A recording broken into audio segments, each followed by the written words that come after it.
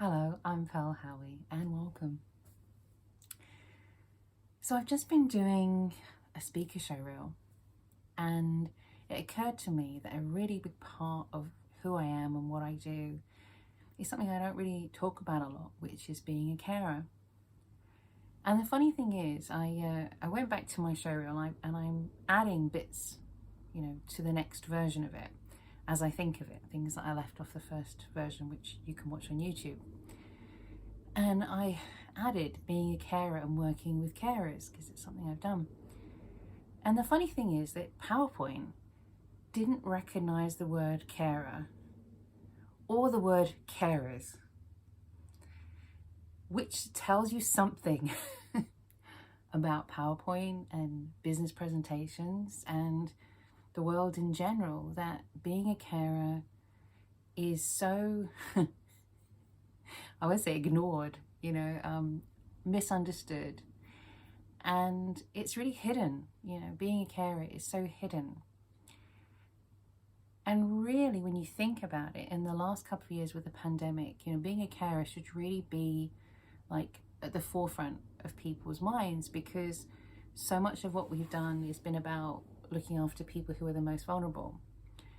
And the number of people who are officially carers has massively increased because more and more people have had to look after friends and family, because, a lot of the structures and the ways that we were looking after people before have kind of fallen apart. And also, you think, well, probably being a carer is going to increase again because a lot of people are not going to want to put their family members into care homes. Or there might not be the capacity to do that. So it's actually a really hot topic, and but one that still sort of kind of makes you feel that you're like on the fringes of society, when really being a carer is like, it's like the heart, it really is the heart of life, I think.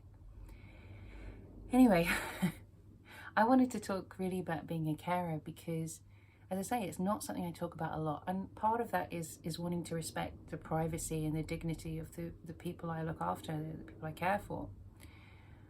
But it's so important. And it's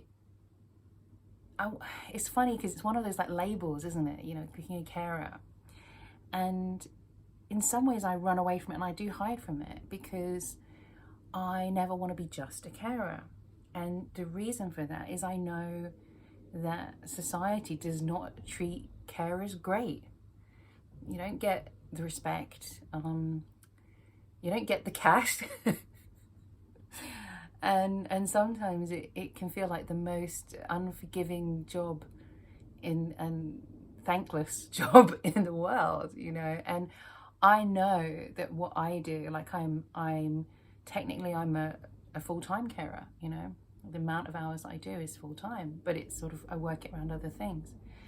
And I don't live with the people that I care for, and I don't do, like personal care or anything like that. So, there's a lot of stuff that I don't do, and yet I'm still pretty much a full-on carer, and it's something I've been doing for a long time.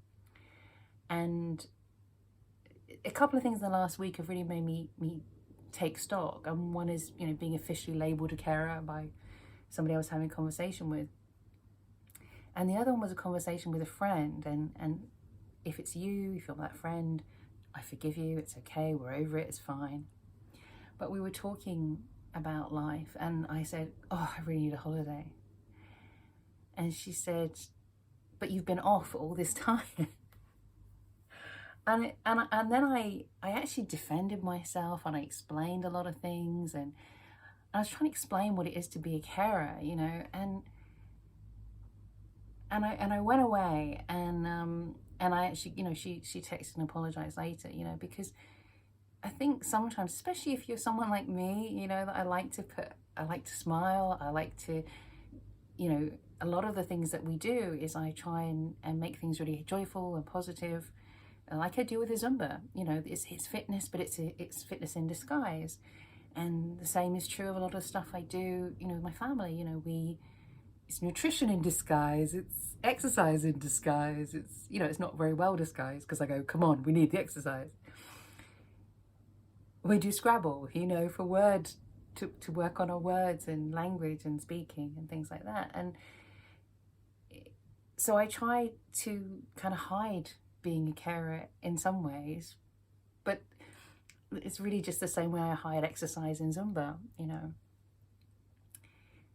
But I'll come back to that as well, because it's something really important about kind of not just being a carer, you know, like not losing the relationship that I have with the people I care for, because I'm not just a carer to them. Like my brother, I'm a sister too, and sometimes I can lose that sisterness in the being a carer, and I'm sure that's common for a lot of people, and that's kind of one of the pains of being a carer, that you lose the family relationship that you have because you take on this other role as well. Anyway, so I really became a carer really when I was 15, 16, and my brother had a stroke, and he went straight into hospital. And I was thinking about that recently because, you know, I have another family member who's been in hospital, and the thing is, sometimes you don't get to visit. Sometimes you know, whether because they're so seriously ill or because other family members are going, and you have to hold the fort. You know, you have to. And back then, at that time when everything happened, I was just at home, and I was doing the cooking and the cleaning and doing the laundry and all of that. And so I was a carer straight away. Even before he came out of hospital, I was a carer, because I was, you know, we were packing bags to go up to the hospital, and I think food. And then every time anyone went to the hospital, you know, like my granddad and stuff, they would come back. And I guess they thought they were going to look after and check on us at the house. And I was kind of like, no, we've got to give them food and we've got to take care of them. And, you know, I remember when we had family come and stay, sometimes I got really resentful because I was looking after these family members, you know, changing the beds and the sheets and doing all this because they'd come to support my mom and my brother and everybody and my grandma. And yeah, it was kind of crazy time, really. And I think that's the thing, is I became, you know, a carer really straight away. But it didn't, that label didn't come for a really long time. I was just doing what I was doing. And I remember my brother was in real serious state, and then he got moved to the local hospital, and that was great because then I could walk up there. And I was doing my GCSEs, my mocks, I think. So I used to go into school. I was like 16. I was very young, and so this was like November, I think, December time. And so I would go into school, and then I think we had study time, and I would just leave school, and I would go to the same Italian sandwich shop, and I would get myself this amazing sandwich, like chicken and avocado, and so weird the things you remember, you know, this amazing sandwich. And then I think maybe, I don't know if I drank coffee then, and I would go up to the hospital to see my brother. And we used to do this thing.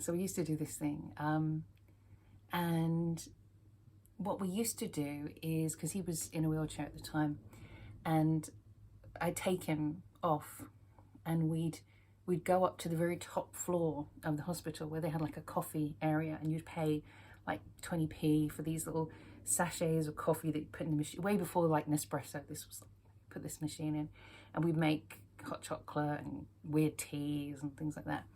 And we'd sit up there, and we would look at the whole, you know, you could look over the whole town from up there. And the funny thing is, you know, looking back, that was really when I started doing escapes, because it was a little adventure that we took, you know, from his bed in the wheelchair up to the coffee area. And it just made us feel normal, you know, it was like, okay, it's Pearl, it's Joel again, it's brother and sister. Instead of me just sitting beside his hospital bed. And if he was very good, he would get maybe some of my sandwich. Probably not, though. I didn't like to share sandwiches. And we would, you know, it would make us laugh because it was such a weird hospital, and we would get lost, you know, we would get in the lift, but we would sometimes go a different way. And I remember one time and this is bad, but we got lost, and we were like we nearly made it to the morgue, you know. And we thought that was so funny, you know. We really laughed about that because we were a bit weird. And we just, but it was just kind of what I think almost every carer I know knows, is that you laugh about the dark things. You laugh about all these things because you're so close to things just being so disastrous, and you have to laugh, because if you don't laugh, you go crazy. And anyway, Joel came out, and I think, you know, that's when I started, you know, probably really kind of being a carer, in the sense of my sister and I would make sure he took his medicine, and we wrote it on the calendar. We would write, you know, our initials to a little tick, you know, check that he's taken his medicine. And I got my first, probably one of my first real like carer perks. You know, you get these carer perks. It's a bit like, there's a book, The Fault in Our Stars, and they talk about cancer perks. You know, these kids with cancer, they go, oh, you get these cancer perks. You know, it's like, yeah. And the carer perk was that one of my jobs, if you like, was I made sure that Joel got in the taxi to go to the clinic and do his rehabilitation. Try not to say rehab clinic, because it may give you the wrong impression. But so he would get a taxi, and he would go up and do his physio and that kind of stuff. And so it was my job, and I stayed at home and saw him into the taxi, and, you know, chased up if the taxi didn't turn up. And it was great, because I was like top of my class, you know, at school. It was top class, great. But I struggled with being on time. So I was never officially late ever again, because if I was, you know, if I was late, I would just say, oh, the taxi was late, you know. And I was like, yeah, this is great, because, you know, it's just registration. You know, I was never late to class, but you know that thing you used to go and sit in registration with all the people who were really annoying, and everyone used to wind each other up. It was just a bit of a waste of everybody's time, but it was to try and make sure you got to class on time. And it's probably why I was late, because I didn't think it was very useful. Very nice teacher, I have to say, lovely teacher, and he was ever so nice. And I was never late again, because I always had an excuse. So that was that, you know, at that age. And but I think one of the things that a lot of carers, you know, in normal times is, you know, I often, you know, I haven't lived near to my brother and my family a lot of time, but there are times when, you know, you need to, times when things get sort of intense. And it's very difficult, and it's obviously been difficult the last couple of years as a carer to really look after yourself, you know, and take care of who you are. And I really wanted to share this story, even though it's a bit which is, you know, it kind of shows how, you know, when you have someone in your family that you take care of, you know, it can get so ingrained, you know. And I think the word is mindset, really. You develop this carer's mindset, and you forget about yourself. And I think you have that in common. I think carers have that in common with doctors and nurses and hospital staff, that when you're in the moment, you know, you go away, you know, you kind of disappear, because you're caring for the other person. But when you're a carer, it's like, if you're a doctor or a nurse, you know, I mean, this has probably gone a bit up in smoke in the last couple of years, but you have boundaries. You have kind of a number of hours that you work, and break times, and you got unions, and where's the carers union, you know, really? But you have that, and I know that's gone up in smoke for a lot of people in the NHS, that people have worked way beyond what they should be working. And I think carers do that a lot, because we forget ourselves, you know, and it's part of being a carer that you do that. You can do that. It's, you know, losing yourself, and it can be a perfect thing. It can be a wonderful thing, because it's, you know, it's a real act of love and an experience of love, you know, really amazing to be able to let go of everything and just be there for someone. But sometimes it's absolutely the wrong thing. And something that came up, I was looking at some stuff and they were saying that, you know, how carers' mental health and well-being and all that has really deteriorated over the last couple of years.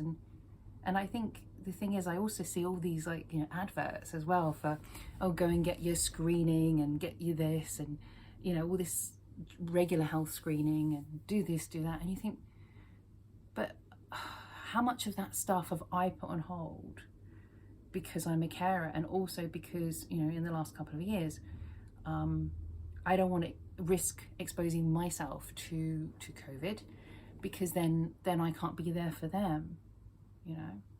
And so I put back, you know, screenings and health appointments and, flu vaccine jabs, things like that, because it was like, I'm too busy looking after them to look after myself. And as I say, I don't live with the people I care for, but it still happens. But this story really, so my brother, he had kidney failure as well after the stroke, and I donated a kidney because I'm just amazing, I'm just wonderful. Yeah, of course. And this was back in the time when it was an open surgery. Nowadays, if you were to donate a kidney, you would normally do it through keyhole surgery. Back then it was an open surgery, and it was pretty full on. It was pretty full on. And the thing is, when you do this, if you give someone a kidney, in order for them to receive the kidney, they don't stick it back in where kidneys live. They put it in somewhere more easily accessible and easier surgery. So my brother's surgery was a lot shorter and easier than my surgery. And it was one of the few times in our lives when I was, you know, more seriously ill than him, because I'd had this major surgery, and his was just a, you know, stick the kidney in there, you know, that kind of thing. And one of the things I remember somebody telling me, I think around this time when we were doing it, was that they don't normally put a kidney donor and recipient family members on the same ward. They normally put them on 2 different wards. And I thought, oh, and we weren't in the same room. You know, it was I was in a room with one other person, and he was in a room with one other person.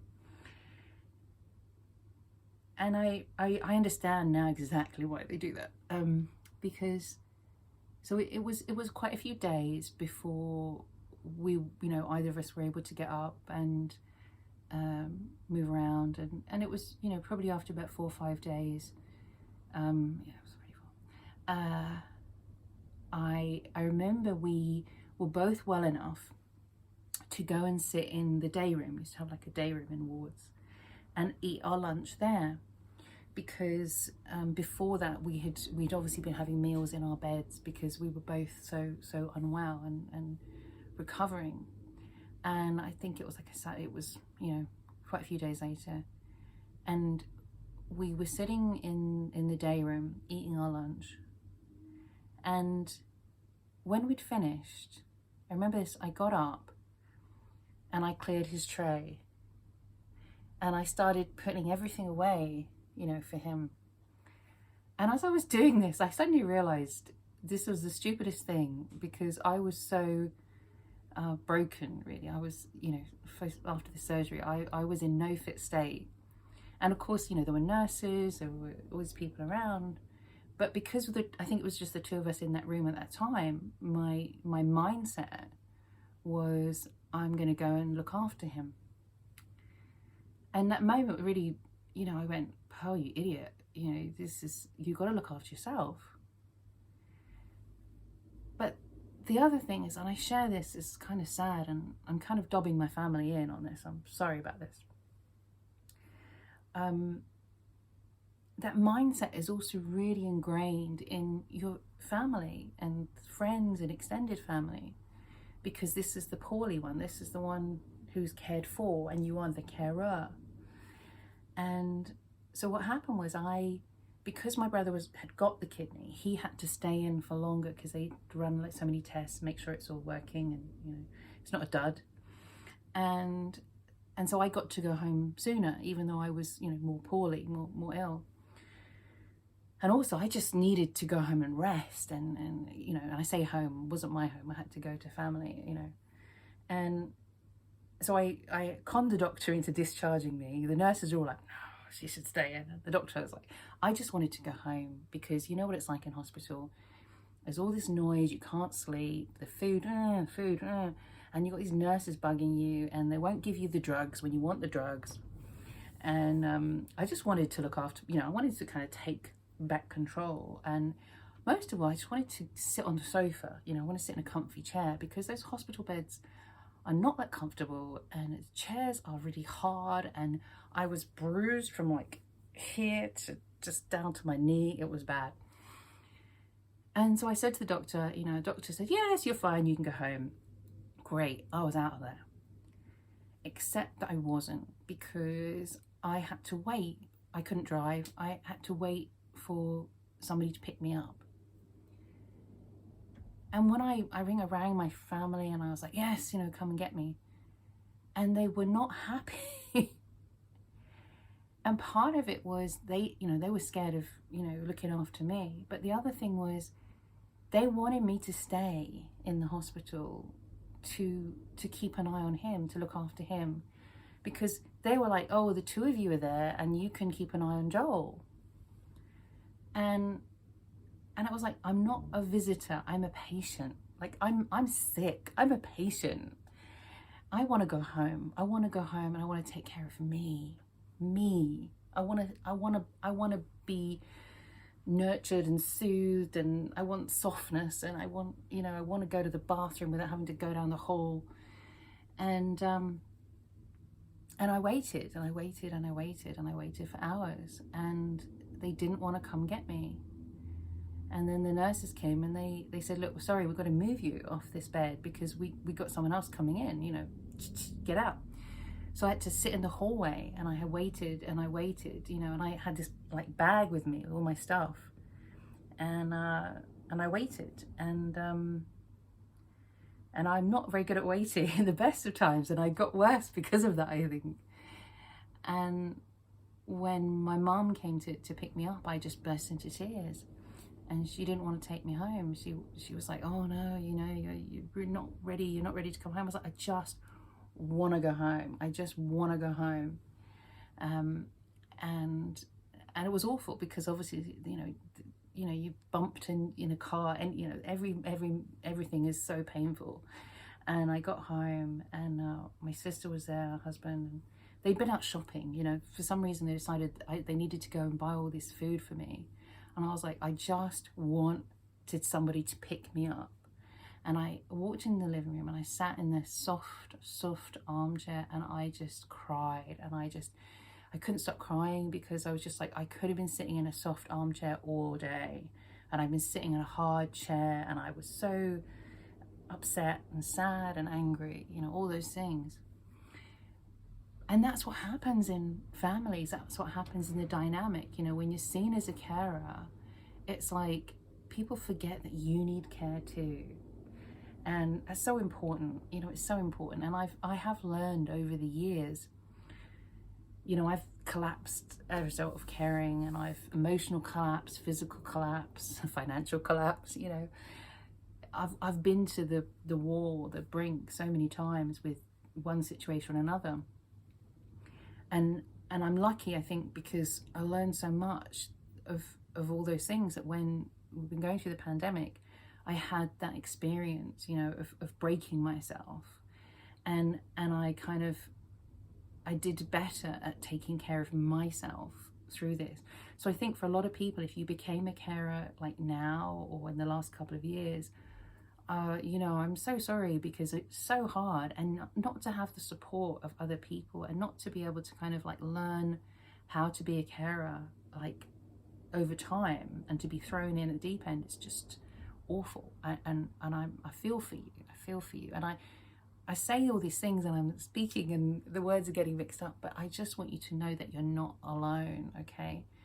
And more than anything, if you mess up as a carer, you're just normal, like we all mess up as carers. It's one of the most difficult jobs, and you don't really have, I was talking about something else, and I said, you got these YouTube videos, and I'm like, don't know if there are that many YouTube videos on being a carer, or maybe they're, you know, everybody's different. You know, the way you care is going to be different to other people, and it's really, really difficult. It's really challenging and often quite unique. And I would say being a carer brings out the very, very worst in me and the very, very best, because it makes me at times like so angry when I'm trying to sort things out, and it's just, you get this wall of like bureaucracy, or things just not working, the system failing, and having to kind of go over and over and over. And the challenges in the last couple of years of having to try and figure out, you know, what are we supposed to do? How are we supposed to do this? You know, there were no rules for carers at the beginning, you know, and it's become really complicated.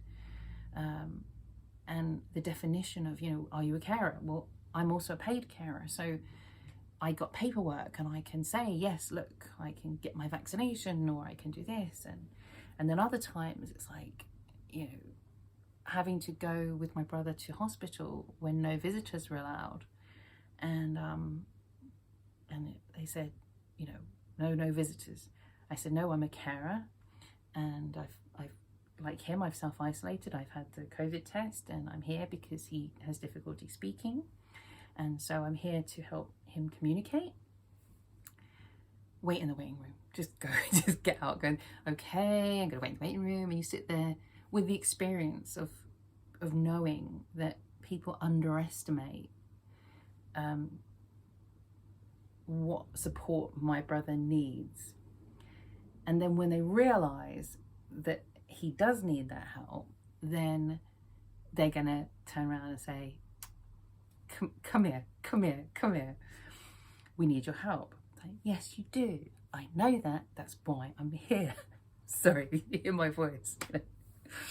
And you know, I think one of the things, you know, very often when you're a carer, you get to know the nurses, you get to know the doctors, and you know, it's easier because you have that relationship. And it's kind of a godsend when you walk in and somebody recognizes you and they go, oh, okay. It's harder when you go in with a mask, obviously. And I remember going in and sitting in the waiting room, and this guy came out, this nurse, and he looked at me and he went, what are you doing out here? And I said, oh, you know, they've kicked me out. And he said, oh. I said, do you want a cup of tea? I said, yeah. Do you want some biscuits? Yeah. And you're like, you know, when the nurses and doctors get that you're a carer, because that's when they offer you tea and biscuits and sandwiches, and you know, they realize you're working too. You know, you're not a visit, you're working too. And also, you know, when they realize that they need your help to make sure that this person who's being cared for knows what's going on, and that they do give consent and their permission for whatever's going on. But sometimes it's just so exhausting, and you know, you feel like you're fighting a system that I'm part of. I'm here to help. You know, I'm part of this. And I always remember. I'll show you this. Recently, we went up, and there was a dentist. And again, if you go into the hospital, you know, no visitors allowed. Da da da da. And I went in, and it was quite a young chap. And he did this thing, he gave me this look and asked this look, and you kind of know it, you start to recognize it now. And it's like, he looked at us and he was like, huh, you know. And it's like that thing, you know, you see like not all disabilities are visible or obvious. And people often look at my brother and they think, oh, he's fine. Would I be here? You know, like, it's not holiday, mate, you know. And this dentist, he kind of took one look at us, two of us, and he thought, overprotective sister, you know, overprotective sister. And I thought, oh, and you can just see the look. And he was like, oh, do you mind me asking, you know, why Joel needs a carer? I said, he has difficulty in speech. Oh, really? Oh, gosh, we got one now. And I thought, you know what, the best thing to do, I'm just going to sit here and let him try to do this without me. And, you know, try to get the answers, try to have this conversation. And after a while, then he's turning to me, he's going, okay, you know, could you fill that, you know, it's like, can you fill it in? Can you, you know, and I'm sitting there going, yes, and I'm thinking, oh, why is this so difficult? why can't people just think, you know, and I get it, because as a carer, sometimes I do err on the other side, and I sometimes say stuff and I think, no, actually I should step back and let him say as much as he can, and let him do as much as he can. And, you know, but sometimes you're like, you know what, I don't want to waste time in hospital. We want to just get in and get it done and get out, and that's fine. And I suppose that's the thing, you know, being a carer for so long, there's certain things that I know and I've experienced, but I am always a beginner. I'm always a beginner. And I had a conversation this week again with somebody, and they were talking about what I do, and they said, what about this? I was like, oh yeah. What about this? Oh yeah. What about, you go, oh yeah, that's caring too, and that's caring. And I forgot about that, and I forgot about the other stuff that I do that's caring. And I think we hide it, you know, carers, I think we hide all we do from ourselves and from the people we care for, because a lot of time we don't want to admit it. You know, we're actually protecting ourselves and them from the reality of just how much we do. And we kind of pretend it's not that big a deal. Because it is your life, and it takes over your life, and it can be so overwhelming at times, really. So, you know, if you are a carer, you know, like I say, you are not alone. And I think caring through this pandemic has really, like, broken me at times, you know, especially going up to the hospital with all of the COVID restrictions, and even sometimes getting the test, you know. And I've had to come home and curl up in my bed and have a good cry, and it breaks me. And the other day, we had to go to the hospital, and we walked in, and I just froze. You know, I just absolutely froze, and I couldn't remember. I was like, I don't know which way we're going, because we're not going to that clinic. And I just stood there, and I looked at, and I was like, I can't do this. I can't do this. And I just stood there, and I thought, I can't figure this out. I can't figure out where we're supposed to be and how we're supposed to get there. And because it's a big hospital, and my brother was just standing there, and I just thought, I failed.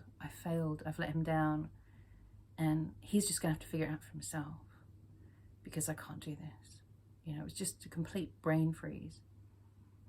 And then I thought, no. And I saw the map, and I went and I looked at the map, and we figured it out, and we went there. But it was a really scary moment, because I just blanked, and I got to a place of just thinking, I can't do this. I just can't do this. And I think that's everything from the last 2 years, everything from the last 3 years of just trying to survive this pandemic. And I love it when I see all this stuff about going back to normal, and everybody's like, oh yes, we're going to do this, and yes, we're going to do that. And I think it's not over for a lot of people. And even if it is over, you know, it's like the NHS, you know, the doctors and nurses. We need a holiday. We need a break. We need a respite break. You know, we can't, okay, you finished the war, now you just carry on with the rest of the, you know, the normal war. You know, okay, where's the break? Where's the relaxation? Where's the release? Where's the holiday? Where's the escape, you know, that we need to kind of resettle, you know, to recover, to heal, you know, to actually heal from this time. And there's this expectation, I think, for nurses and doctors to just get on with it and just, you know, carry on with no real respect, no real honor for what they've done. You know, and I want to say as well, anything I've said about doctors and nurses here and the difficulties we face, we are on the same team.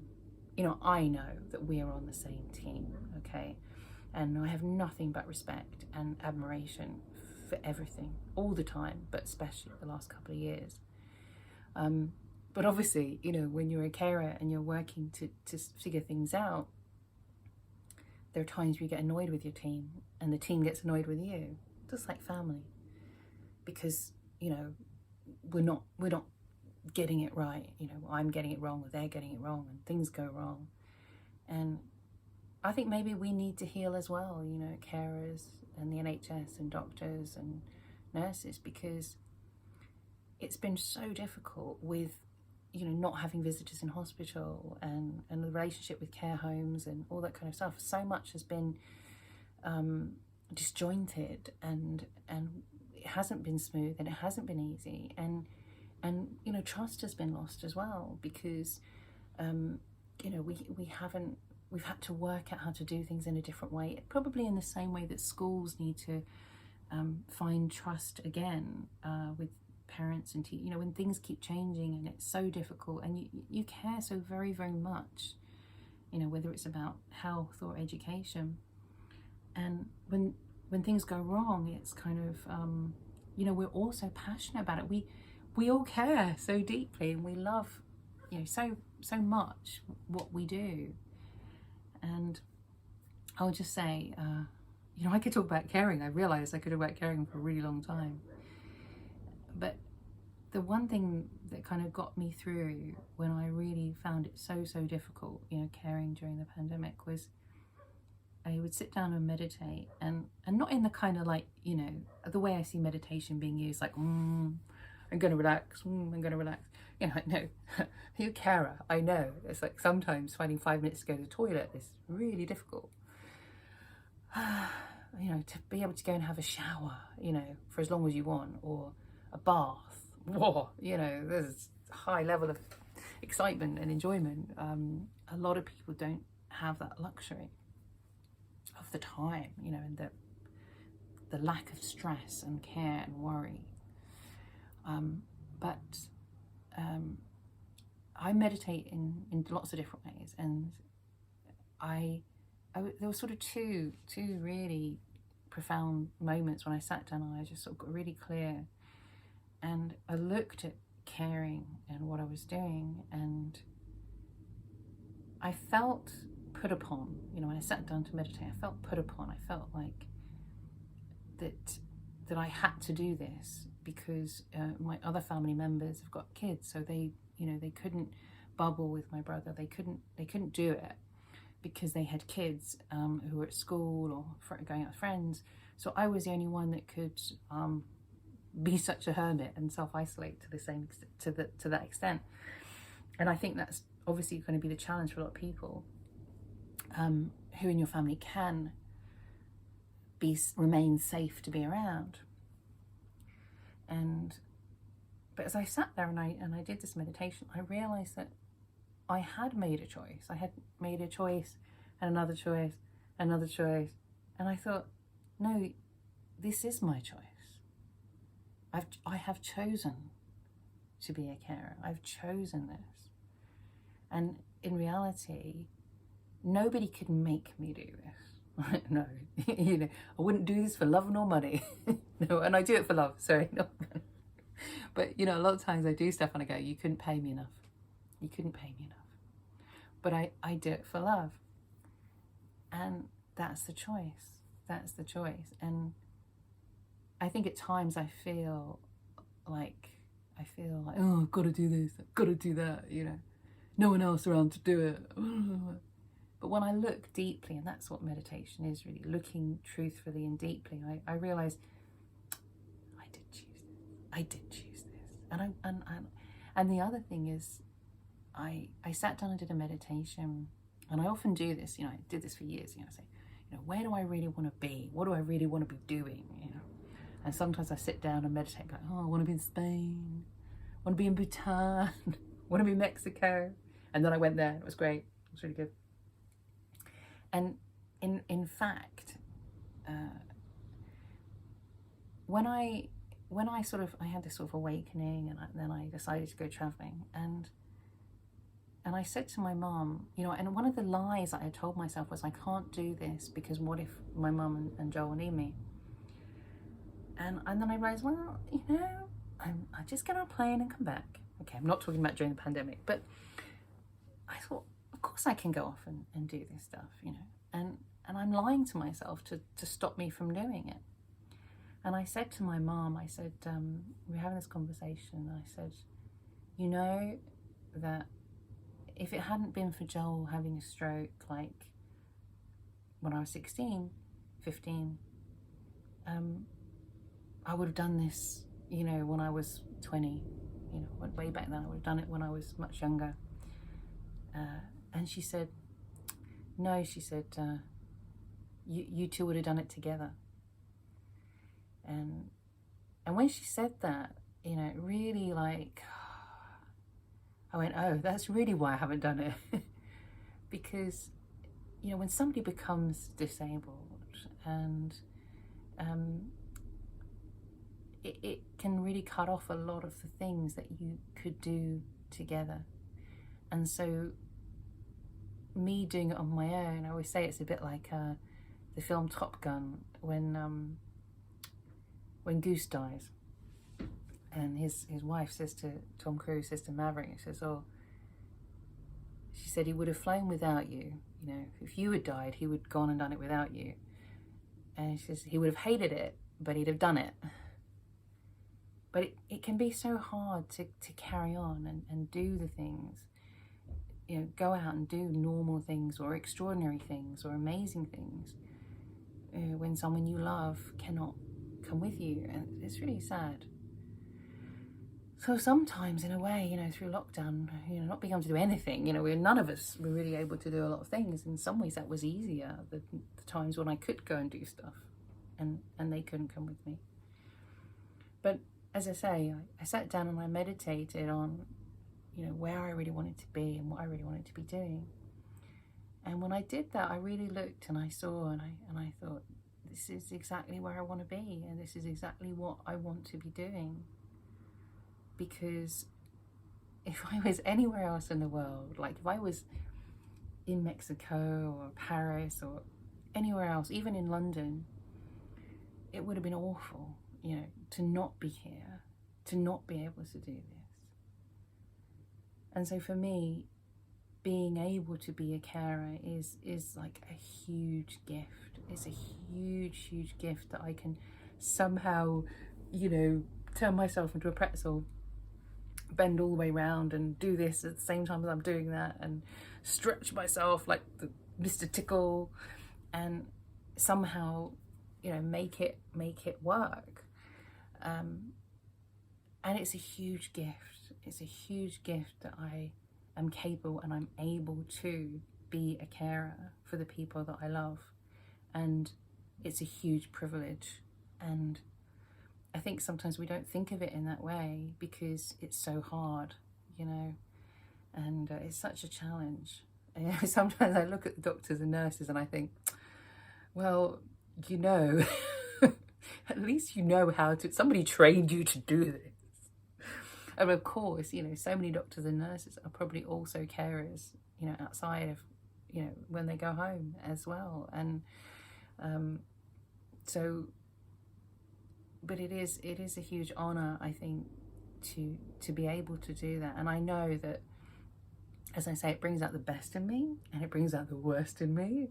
So in some ways, you know, being a carer is the greatest training that I ever do, because it takes me to places where I really have to use all of the spiritual trainings I've done, when I have to work on the forgiveness and the unconditional love and the reconciliation and compassion and self-compassion and take what you need. These are all the different ones, and the truth and courage, having courage, because the thing I always say when you're a carer, and I think maybe it's easier when you're a hands-on carer, you know, when you're really, like, really there.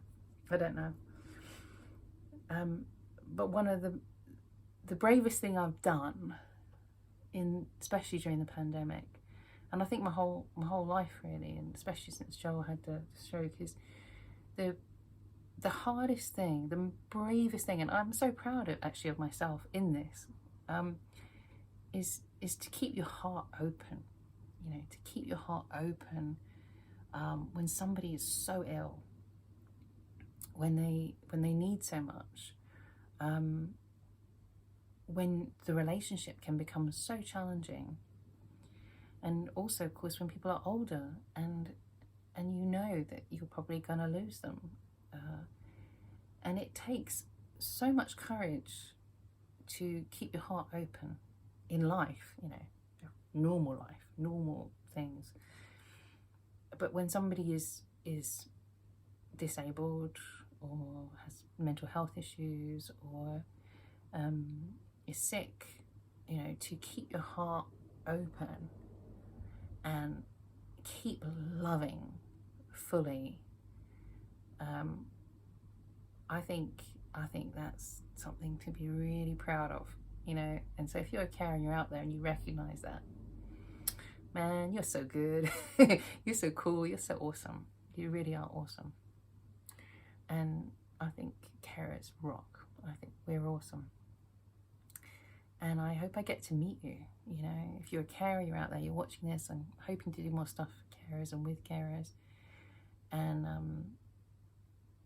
you know, I think in the end, we're all carers, or we will all be carers at some point in our lives. And that's just the one thing I wanted to add, because that was kind of deep before let's just lighten this up a little bit. When I trained to be a Zumba instructor, I then went on to train to be a Zumba Gold instructor, which is for over 50s, people with disabilities. And I actually got asked to do that by somewhere I worked. You know, it wasn't my choice. I was like, they asked me to do it. Oh, okay, fair enough. Yeah, I'll do that. And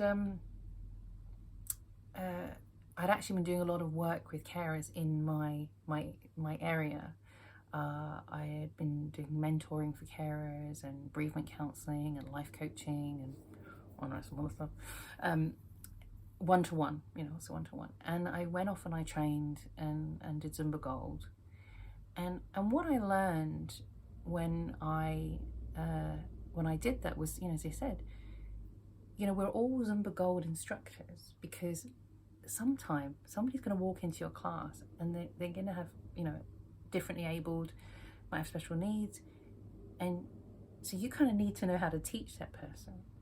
But also, you're going to have an injury at some point. You know, you're going to get older.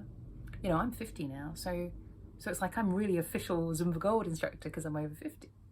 Okay, and so in a sense, you know, we all need to know how to care and teach, you know, for people who need a little bit more care.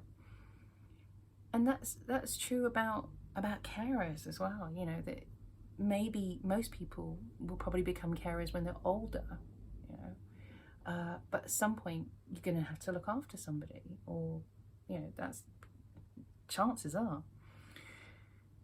And funnily enough, when I was teaching Zumba Gold, because I was still doing work with the carers groups and things, we had a really good relationship, and they said to me, they said, oh, would you let carers go free in your classes? And I went, I can't. I said, because pretty much everyone in my class is a carer, you know. But I love doing it because I worked with a group of carers as opposed to one-to-one. So it was so much fun, and we really had a good time, and it was just, we had a good time and a laugh together, and it was, you know, they enjoyed it more than a one-to-one anyway, so it was fun. But it struck me at that time when they said, oh, you know, can you let carers go free in your class? I was like, no, because that's everybody, like, you're all my customers. And it's one of those things, in the end you kind of go, oh, okay, we're all carers, you know, we're all together in this. But obviously there are times when we're full-time carers and times when we are intensive carers, and times when we're long-term carers, and, you know, and it always changes. And, you know, the one thing I would say is please just honor yourself. If you're a carer, just honor everything that you do, and if you need, ask for help and talk to people, because I'm supposed to know all this stuff. And I had a conversation a couple of days ago that made me really look again and reflect. And I went, oh, yeah, I actually do a lot more than I think, really. So you know, and it's so easy for that to happen and to lose sight of what you're doing. But like I say, you guys rock. And I hope to see you again. I hope to see you soon. And I really hope that this helps in some way. If maybe just to know where I'm coming from, you know, when you're looking at the other stuff. It's very easy, you know, all the other stuff I've done, you know, write 78 books, travel around the world, make movies, be on television, be on the radio, newspapers. I know, what else do I do? Like all these other things, teach lots of Zumba, go around the world, teach lots of Zumba, do that, do this, yeah. Yeah, you do all that, being a carer. Hard work. Hard work. So there you go. All right. Take care. Lots of love. See you soon.